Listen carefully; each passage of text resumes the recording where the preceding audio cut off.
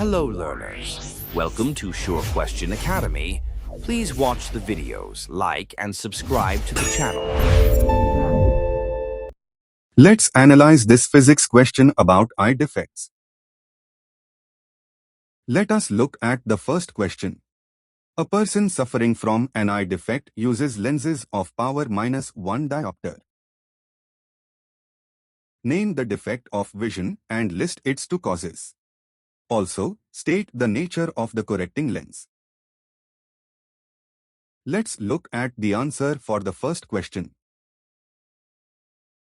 A negative lens power indicates that the person cannot see distant objects clearly. So, the defect is myopia or nearsightedness. What exactly causes this defect? There are two main reasons. First, the elongation of the eyeball. When the eyeball is longer than normal, the light rays focus in front of the retina instead of exactly on it. Second, an excessive curvature of the eye lens. A highly curved lens bends the light too much, again causing the image to form in front of the retina. To correct myopia, we use a diverging lens, which is a concave lens. This lens gently spreads out the incoming light rays before they enter the eye, allowing them to focus perfectly on the retina. Or, you can choose to answer the alternative question. What is presbyopia? Name the type of lenses used for its correction, and state the nature of the upper part of such lenses.